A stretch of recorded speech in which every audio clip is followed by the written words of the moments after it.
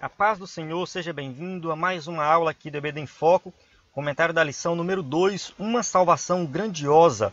Meu nome é Herberson, vou ministrar aqui agora essa lição que corresponde aí à lição da CPAD do primeiro trimestre do ano 2018. E você que já está acostumado a assistir a aula, né, tanto no YouTube quanto dentro da plataforma, né, você sabe que toda semana a gente está aqui comentando a lição. Esse comentário é feito em cima de um slide em PowerPoint que você pode baixar e usar na sua igreja. O EBD em Foco ele é uma plataforma de slides e cursos para professores da Escola Bíblica Dominical que querem aprender mais, né, sobre como ministrar uma boa aula, sobre recursos didáticos, querem aprender mais também sobre a Bíblia e querem ter acesso a recursos didáticos como esse que é o slide. Então, se você ainda não se cadastrou na plataforma, acesse agora ebdenfoco.com ou ebdenfoco.com.br, é o mesmo site. Você vai fazer o seu cadastro e baixar o slide e usar na sua igreja. Se você estiver assistindo no YouTube, se inscreva no canal, clique em gostei, compartilhe com seus amigos para que mais pessoas possam ser abençoadas com esse projeto.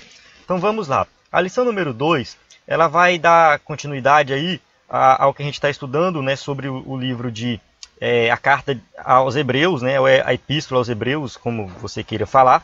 Então, essa carta maravilhosa, a gente estudou a lição número 1, semana passada, onde teve uma introdução sobre a carta em si, né, e falamos um pouco da supremacia de Cristo, da supremacia de Cristo, principalmente em relação aos anjos, e agora a gente vai dar continuidade, né, a esse estudo, e vamos para o capítulo 2. Né? A ideia é que nós estudamos aqui nessa aula o capítulo 2 de Hebreus. O texto áureo diz assim: como escaparemos nós se não atentarmos para uma tão grande salvação, a qual, começando a ser anunciada pelo Senhor, foi-nos depois confirmada pelos que a ouviram. Hebreus 2, 3. Verdade prática, a salvação não é algo dado ao crente compulsoriamente. O cristão é exortado a ser vigilante e não negligente em relação a essa dádiva recebida. A leitura bíblica em classe se encontra em Hebreus 2, de 1 a 18, o capítulo completo de Hebreus. Eu costumo não fazer essa leitura aqui no vídeo para ganhar tempo, mas você faça aí, né, dá uma pausa no vídeo, faça, se você já fez, tudo bem. Vamos lá, introdução, vamos começar logo aqui a nossa aula. O autor dá início à seção de Hebreus 2, de 1 a 18, com uma forte exortação. Era necessário, por parte dos crentes, maior firmeza em relação às coisas espirituais. Então ele faz um alerta aí. Né? Ele fala que muitos estavam sendo negligentes com relação à salvação. Então ele traz uma mensagem de alerta para que as pessoas não sejam negligentes, né, em relação à salvação. Porque muitos talvez estavam esquecendo as verdades do Evangelho, né, e estavam retornando às suas verdades antigas. É o que ele vai falar mais na frente em outros capítulos, né? Porque dá a entender nesse início do capítulo 2 que ele faz, como ele faz ele chama a atenção dos leitores com relação à negligência da salvação, dá a entender que realmente era um problema dos seus ouvintes. A igreja que ele escreveu, provavelmente, muitos estavam negligenciando a salvação e olhando para as coisas antigas, né? E tinha esquecido do Evangelho que é Jesus na cruz. Né? Quando eu falo coisas antigas, estavam talvez retornando aos rituais do Antigo Testamento, e tinham esquecido do sacrifício de Cristo que foi feito uma vez por todas. Então ele vai fazer um alerta aqui, logo de início, e é no capítulo 2 que ele vai citar o nome de Jesus pela primeira vez. Porque se você olhar o capítulo 1, né, até o capítulo 2, versículo 8, ele fala somente filho, né, do homem ou filho de Deus. Mas ele não fala Jesus. Ele vai no capítulo 2, versículo 9, que ele vai citar o nome Jesus e vai falar do sacrifício de Cristo. Então, no versículo 1 ele fala assim: portanto, convém-nos atentar com mais diligência para as coisas que já temos ouvido, para que em tempo algum nos desviemos dela. Ou seja, quando ele fala atentar com mais diligência, é que muitos não estavam sendo, né, diligentes e corriam um risco de se desviar. Então a palavra aí significa desviar, perder o rumo, né, do grego parahel. Esse termo também é usado para falar de um barco que está flutuando acidentalmente, aí, lançado à deriva no mar. É um barco sem direção, que não tem alguém guiando esse barco. Então, um barco que se perdeu, que se desviou da sua trajetória inicial. Um pedaço de madeira que está boiando na água também. Né? Ou seja, essa palavra é usada nesse sentido. Então, ele fala assim, muitos estão aí perdendo o rumo, porque não estão atentos à salvação que foi ensinada para vocês. Então, nós temos que olhar para Jesus, né, e firmar em Jesus, né, ancorar o nosso barco em Cristo. Uma salvação grandiosa. Tópico 1, tópico 1.1, testemunhada pelo Senhor. O autor faz um contraste entre as alianças do Sinai e do Calvário. Então, ele vai meio que comparar, né? Ele faz isso o tempo todo no livro. Então, ele faz esse contraste, aquela aliança que foi entregue, né, que foi firmada ali no Sinai, quando Deus entregou a tábua dos 10 mandamentos para Moisés, e além dos 10 mandamentos, muitos outros preceitos a serem seguidos. Né? Então, essa antiga aliança ela foi intermediada pelos anjos. Na verdade, isso é um pouco implícito numa passagem de Deuteronômio, fugiu da mente agora, é o penúltimo capítulo de Deuteronômio.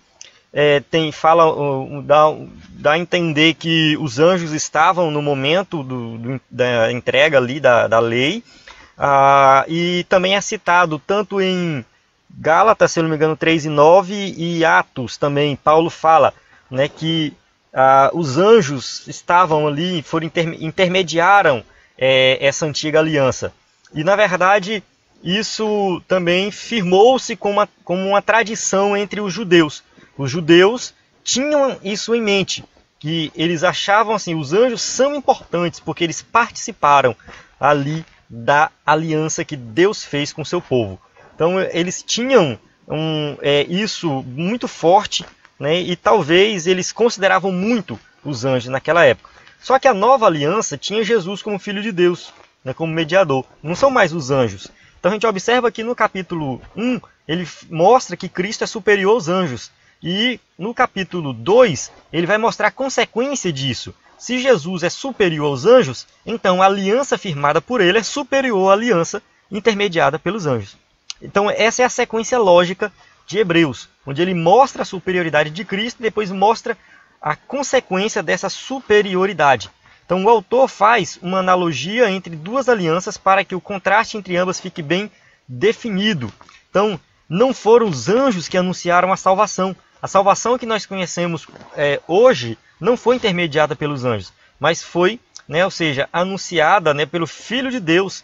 Foi ele que veio, pregou a salvação, morreu na cruz e concretizou essa salvação. Então não foram os anjos, né, que mostraram e que realizaram a obra da salvação. Por serem mediadores da lei, os anjos despertavam... Está um pouco errado aqui, né? Despertavam um grande interesse, né, por parte dos judeus. Então, realmente, os judeus consideravam os anjos muito importantes, porém, fica bem claro que Jesus é superior a eles. Aí ele continua, né, o escritor. Aqui a aula ela é seguindo a sequência lógica do capítulo 2. Então, é importante você ler o capítulo 2, colocar do lado e ir seguindo aí, né, a sequência lógica desse capítulo. Então, o autor ele vai discutir na carta o seguinte: se uma aliança firmada na lei, mediada por anjos, imperfeita e transitória, porque ela não era perfeita, o sacrifício tinha que ser realizado continuamente, ninguém conseguia guardar a lei, era algo transitório, porque só tudo isso apontava para Cristo.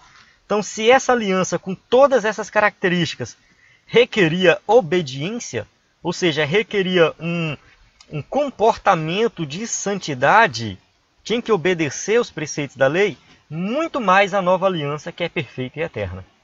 Então, se essa aliança antiga, imperfeita, exigia obediência, exigia uma contrapartida, e essa aliança nossa, que é perfeita, eterna, executada por Cristo? Então aí vem o seguinte, uma pergunta: se quem não observava os princípios do antigo pacto era punido de forma dura, que castigo merecia quem ultrajava a nova aliança em que tudo era superior. Então, ou seja, e aqueles que hoje ouvem o Evangelho e não dão a mínima para o Evangelho? Estão talvez na igreja, participando das coisas da igreja, estão executando, ouvindo a palavra, fazendo tudo, mas negligenciam. Então, né, se no Antigo Testamento já vinha um castigo para quem negligenciava aquele antigo pacto, imagina o castigo de quem negligencia esse novo pacto. Então, é um alerta que o escritor aos Hebreus ele faz aqui logo no começo do capítulo 2, né, alertando, não negligencie a salvação, dê a importância que ela tem. Né? Olhe, estude salvação, medite na salvação. Né? Às vezes um pregador prega uma mensagem sobre salvação para uma igreja que só tem crente. Muita gente fica, não faz sentido pregar sobre salvação para todos que já são crentes. Claro que faz. Né? Primeiro que nem todo mundo que é crente é salvo. Né? E segundo, que todas as vezes que a gente ouve uma mensagem de salvação, a gente fortalece nossa fé. Então muitos estão negligenciando a salvação mesmo sem saber. Proclamada pelos que a ouviram.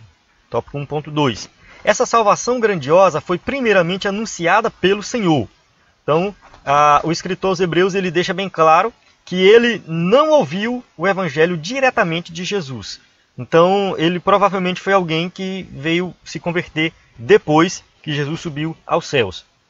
E como o apóstolo Paulo ele falava que ele ouviu o evangelho de Jesus, mesmo que Jesus apareceu para ele depois, então ele provavelmente não escreveu essa carta, porque justamente fica claro, né, que o escritor, né, não ouviu, e Paulo reivindicava nas suas outras cartas que ele recebeu diretamente do Senhor. Ele fala assim, porque recebi do Senhor que vos ensinei. Então, né, não foi, um argumento bem forte, que não foi o apóstolo Paulo que escreveu essa carta. Então, continuando, ele vai dizer o seguinte, que essa salvação ela foi anunciada pelo Senhor e posteriormente por aqueles que a ouviram. Hebreus 2:3.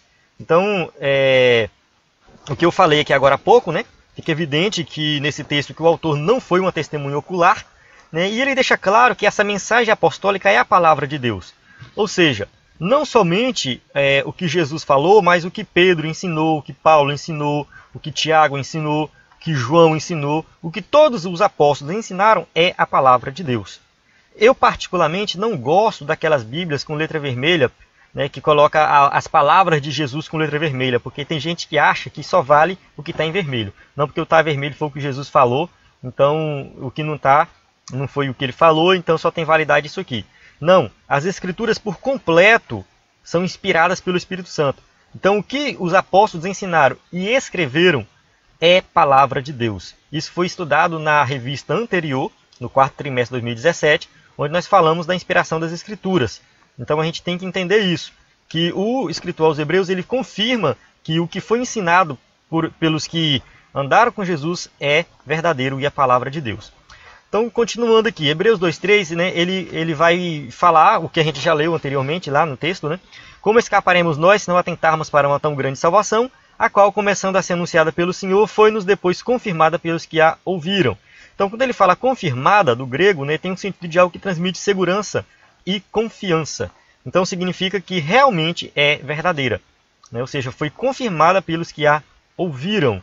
Então, o Senhor anunciou, ou seja, o que Jesus pregou e anunciou, posteriormente foi proclamado por testemunhas, né, pregado pelos apóstolos, dentre outras pessoas, e devemos deve servir de fundamento para a nossa fé.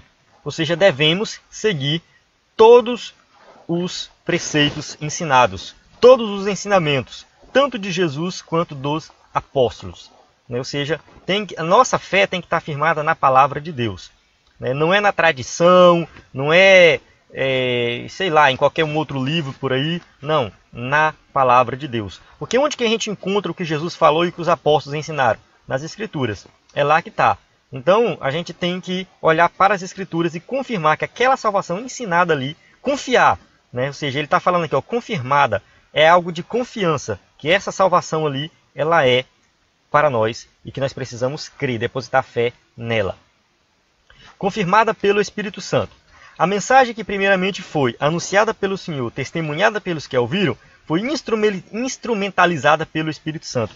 Ele fala o seguinte: testificando também Deus com eles por sinais e milagres e várias maravilhas e dons do Espírito Santo distribuídos por sua vontade. Ou seja, o Espírito Santo, ele confirma isso aí dentro de nós, ele habita em nós. E ele distribui dons também. Então, a gente observa entre os cristãos primitivos que a igreja primitiva é uma igreja que tinha muitos sinais, muitos milagres, muitos dons espirituais, dom de língua, dom de cura, dom de profecia. Era uma igreja que tinha ali, era bastante ativa mesmo. E isso, na verdade, confirmava a salvação, né, que foi pregada. É claro que a gente não precisa de milagre para confirmar essa salvação. Tem gente que fala assim: se eu ver o milagre acontecendo, eu vou crer. Na verdade, não crê. Tem gente que vê o milagre acontecendo e não crê. Porque o que vai confirmar realmente a salvação é quando o Espírito Santo nos convence do pecado, da justiça e do juízo. O Espírito Santo é o agente por trás de cada milagre e sinal operados na história do povo de Deus. Ou seja, tanto no passado quanto no presente. Então a gente observa que o poder do Espírito Santo, ele tem que estar ativo na igreja. Desde a igreja primitiva até hoje, o Espírito Santo é ele que opera o milagre. Então ele é o agente por trás de cada milagre operado. Ele que distribui dons. Então ele está conosco, ele habita em nós. Ou seja, é o Espírito Santo que conduz a igreja. O autor quer chamar a atenção de seu público leitor, mais uma vez, para a importância da mensagem recebida. Então, ou seja, se vocês receberam essa mensagem, é porque está aí o Pai, o Filho e o Espírito Santo operando nessa mensagem. É a mensagem de salvação. Então não tem por que negligenciar essa mensagem. Uma salvação necessária, por intermédio da humanização do Redentor. Vamos agora continuar. Hebreus 2, de 6 a 8, é uma citação de Salmos 8, 4 e 6. Eu coloquei aqui as cores para você visualizar que o versículo é a mesma coisa. Ele coloca assim: que é o homem para que dele te lembres, o filho do homem para que o visites. Aí a gente vai lá para Salmo e fala assim: que é o homem mortal para que te lembres dele, e o filho do homem para que o visites. Então é a mesma coisa. Então eu vou ler só Hebreus aqui. Tu o fizeste um pouco menor do que os anjos, de glória, de honra, o coroaste e o constituíste sobre as obras das tuas mãos. Todavia, as coisas lhe sujeitaste debaixo dos pés.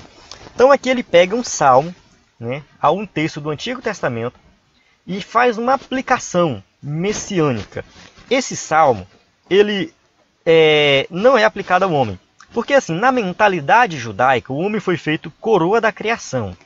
Ou seja, façamos um homem a nossa imagem e semelhança. Então isso significa que o homem, ele é a coroa da criação de Deus. E aí ele foi confiado todo o domínio, ele dominava sobre toda a criação. Então o homem está superior a tudo que foi criado. Todavia, devido à queda, esse domínio foi perdido. Então o homem, devido ao pecado, ele não tem mais o mesmo domínio que ele tinha antes da queda. Não tem mais a mesma autoridade. Aquela comunhão com Deus se perdeu, tudo mais. Então, o Salmo 8 não pode se aplicar a Adão. Ou seja, ele não está falando de Adão, nem tampouco a raça pós-queda. Ou seja, aqueles que nasceram depois de Adão, que também viveram afundados no pecado. Mas a Jesus, o Messias. Então aquele salmo ele é aplicado a Jesus. Ele fala assim que por meio da cruz veio restaurar a humanidade caída. Então esse salmo ele só pode ser aplicado a Jesus. Eu vou voltar aqui para você visualizar.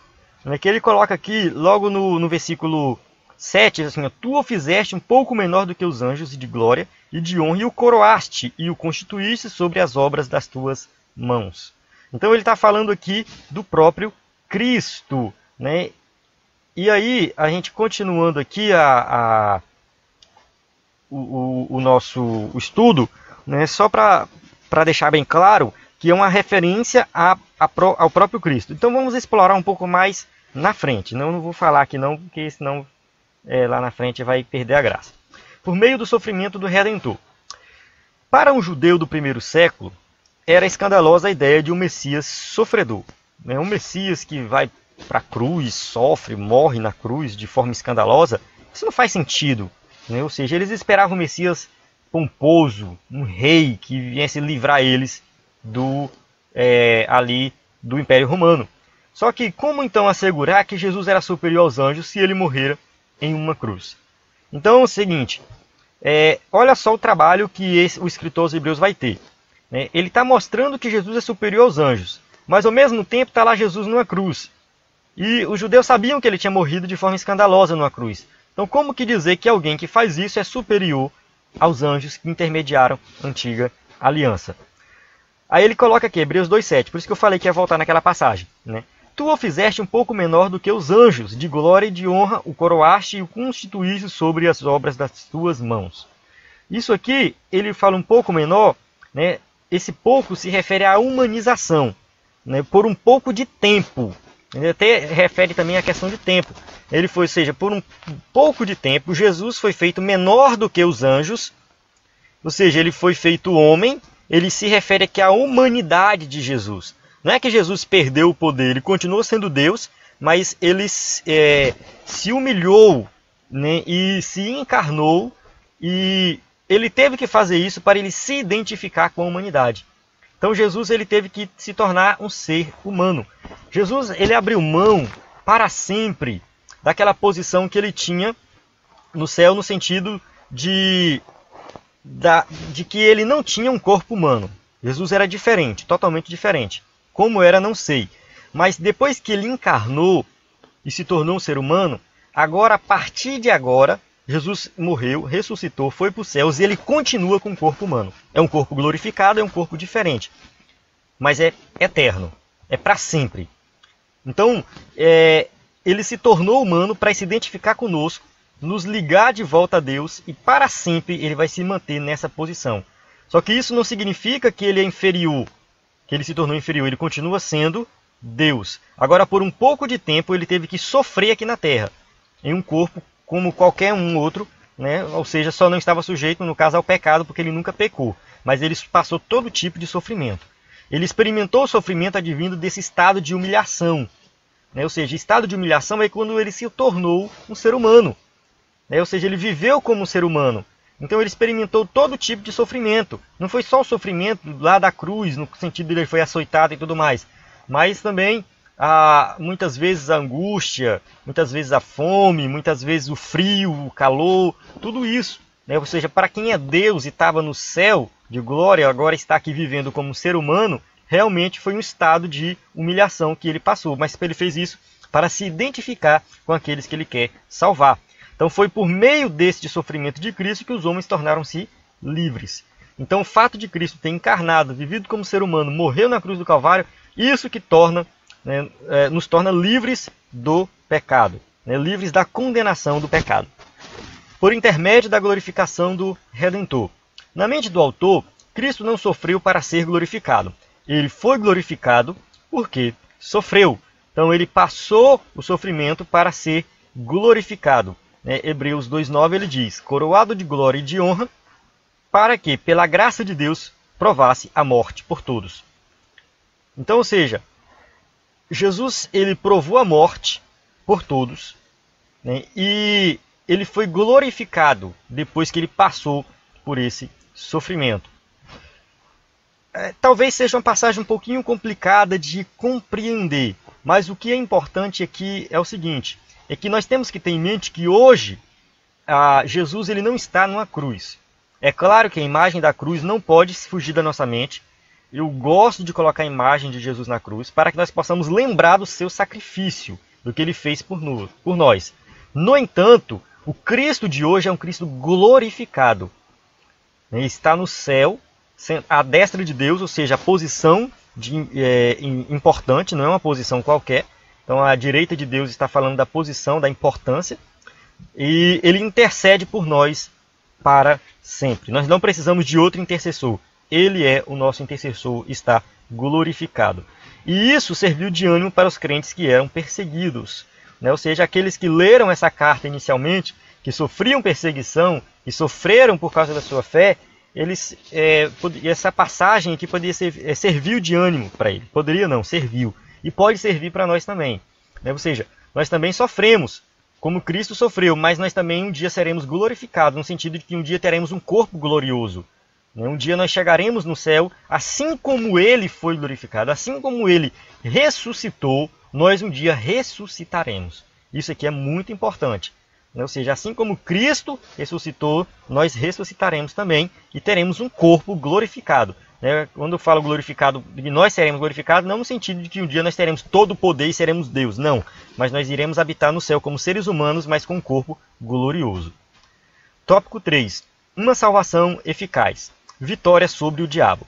Na conclusão de seu argumento, o autor mostra os métodos e os resultados dessa grandiosa salvação. Somente por meio da morte na cruz, o diabo, arqui-inimigo dos homens, seria derrotado. Então muita gente pensa, que Jesus foi derrotado na cruz. Não, ele venceu na cruz. Foi por meio da cruz que ele derrotou Satanás. Hebreus 2,14 diz: E visto como filhos participam da carne e do sangue, também ele participou das mesmas coisas, para que pela morte aniquilasse o que tinha império da morte, isto é, o diabo. Então, ou seja, Cristo ele participou das mesmas coisas que o ser humano. Ele se tornou carne, ele morreu na cruz, ele sofreu na cruz. Pelo fato de ele ser Deus, não significa que ele não sofreu, não. Ele sofreu também na cruz. Então, na cruz ele venceu a morte, porque a gente sabe que ele ressuscitou ao terceiro dia. Então ele derrotou Satanás na cruz do Calvário e ressuscitou e mostrou que ele tem poder e autoridade sobre a morte. Então, quando ele usa essa palavra aqui, aniquilasse, a palavra aniquilar aqui é destronar ou tornar inoperante. Não significa que ele destruiu Satanás. Alguém pode falar assim, aqui está falando aqui que ele destruiu Satanás, não existe mais. Para que ele aniquilasse a morte, aniquilasse o diabo. Não, se ele aniquilou a morte, para que pela morte aniquilasse o que tinha o império da morte, isto é, o diabo, ou seja, que está falando aqui aniquilasse o diabo. E também, consequentemente, quando fala que ele venceu a morte, muitos podem falar assim, se isso fosse verdade, nós não morreríamos mais. Não, não é verdade. Primeiro, ele tornou inoperante o domínio de Satanás. Isso quer dizer, Colossenses 2,15 diz, e despojando os principados e potestades, os expôs publicamente e deles triunfou em si mesmo. Então ele triunfou sobre Satanás, destronou. Por intermédio da cruz, Cristo destronou e desarmou Satanás para das armas que este possuía. Isso aqui é válido para quem crê em Jesus, porque para quem não crê, está submetido também ao domínio de Satanás. Quem não crê em Jesus não é só a questão... o cara que é ímpio, eu colocar o ímpio, ele está sob o domínio de Satanás. Ele está no pecado e dominado por Satanás. Quando ele crê em Jesus como Salvador, nem o pecado e nem Satanás tem domínio sobre ele. Então ele está livre. Então quando a gente está em Cristo, essa palavra que é válida para quem está em Cristo. Ou seja, quem está em Cristo, Satanás não tem mais poder para operar nada. Agora o ímpio vive no pecado.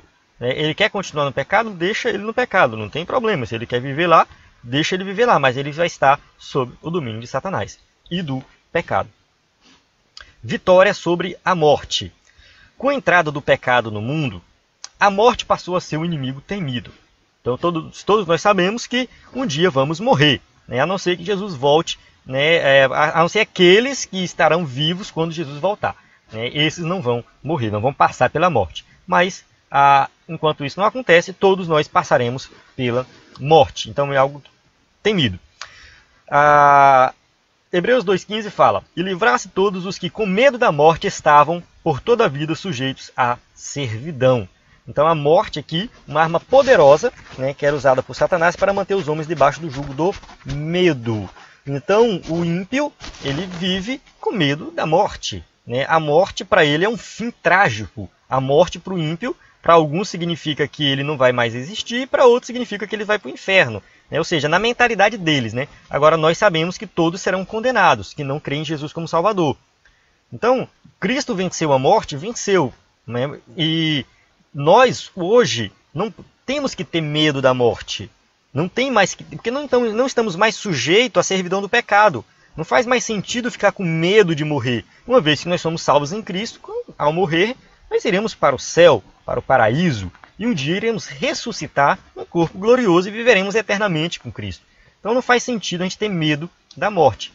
A questão toda é que a morte é separação.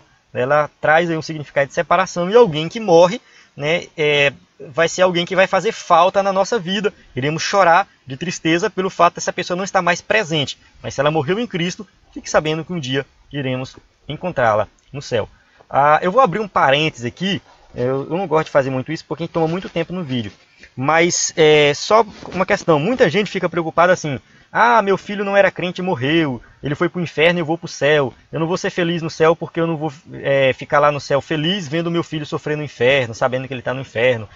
Meu pai foi para o inferno, meu avô foi para o inferno, meu irmão foi para o inferno. E aí como é que eu vou ficar lá no céu e vendo ele lá, saber que ele está sofrendo eternamente? E isso não vai existir, viu? Pode tirar essa preocupação da sua cabeça, porque o seguinte, quando a gente chegar lá no céu, o nosso senso de justiça vai ser aguçado, ele vai ser perfeito, pode-se dizer. E nós entenderemos que aqueles que ofenderam a Cristo, ofenderam a santidade de Deus, realmente merecem o inferno. Imagina o seguinte, se hoje um parente teu, que você ama muito, cometeu uma atrocidade muito grande, matar, estuprar, fazer um monte de coisa errada, e a polícia vai lá e prende ele, você realmente vai falar, cara, é assim, eu amo, é meu parente, mas merece estar na cadeia. Né? E o que ele fez realmente é digno de prisão. Então, por mais que você ama, você vai saber que ele está pagando por aquilo que ele fez.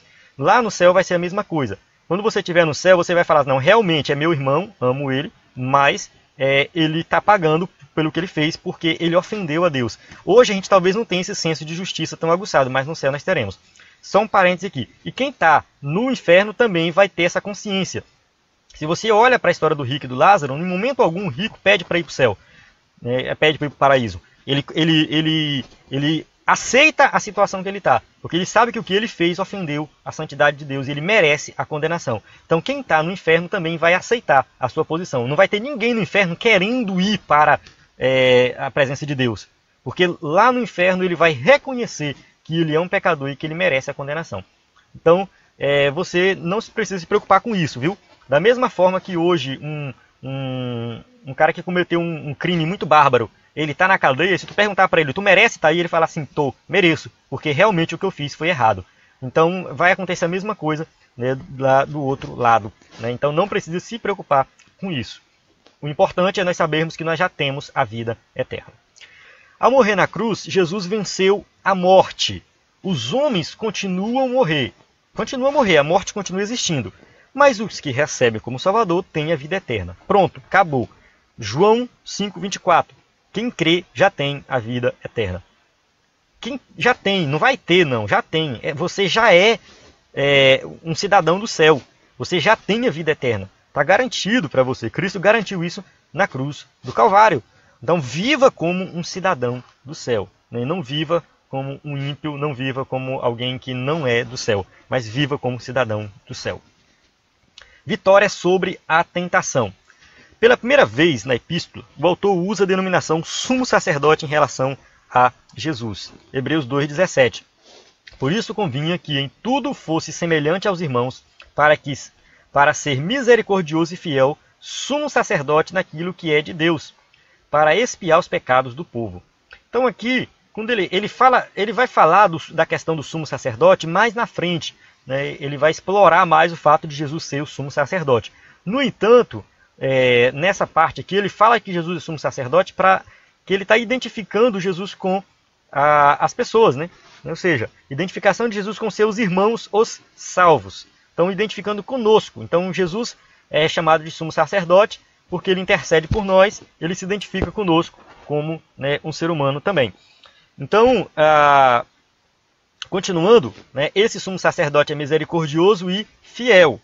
Por ter assumido a natureza humana, ele se identifica com os homens. Então ele assumiu a natureza humana, ele se identificou conosco. Então por isso que ele pode perdoar os nossos pecados. Ele sabe o que é ser tentado, não somente a tentação que ele passou ali no deserto, mas em todos os aspectos da vida cotidiana. E a gente passa por várias dificuldades, vários sofrimentos. Jesus sabe de tudo isso, ele se identificou conosco em relação a isso aí. Então por essa razão ele está pronto para ajudá-los. Então ele é sumo sacerdote porque ele se identifica conosco, ele viveu o que nós vivemos e ele pode nos ajudar em todos os aspectos. Não precisa a gente recorrer a outro, somente a Cristo, porque ele passou tudo que a gente passa. Amém? Então eu encerro aqui, vamos para a conclusão. Por meio da sua humanização e humilhação, Jesus se tornou o legítimo sumo sacerdote e representante da humanidade. Então Jesus ele se humilhou, ele se tornou humano, e ele se tornou o nosso representante, o nosso intercessor. Vale ressaltar que o livro de Hebreus, a carta aos Hebreus, é um dos escritos do Novo Testamento que mais mostra a humanização de Jesus. Ele mostra Jesus como humano muito mais do que como divino, porque isso é importante para que nós possamos nos identificar, saber que ele se identificou conosco e sofreu por nós. Os anjos, de fato, são seres especiais a serviço de Deus, entretanto, Jesus não veio socorrê-los, mas buscar a descendência de Abraão, os crentes.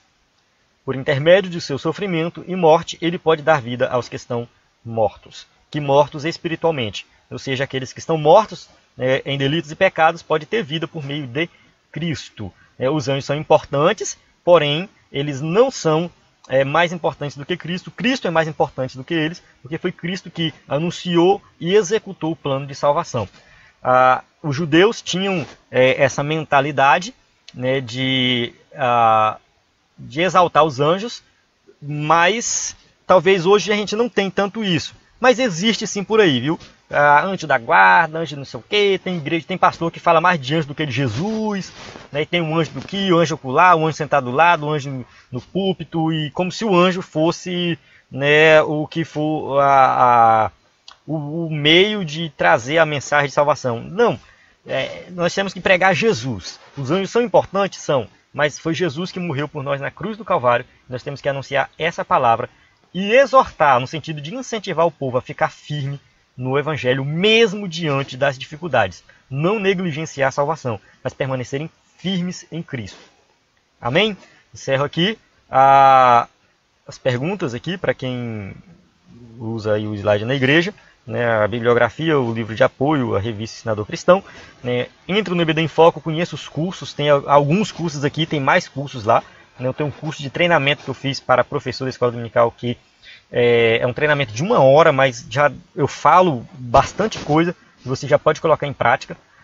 Esse slide aqui, ele não pode ser adquirido fora do site do EBD em Foco, seja em grupos WhatsApp, Facebook, não. Ele tem que ser adquirido dentro do EBD em Foco. Então, se você vê por aí, me avisa, porque é para você se cadastrar, e dentro da plataforma você baixar o slide. Então, fique por dentro do conteúdo, acesse ebdenfoco.com. A paz do Senhor, até a próxima aula.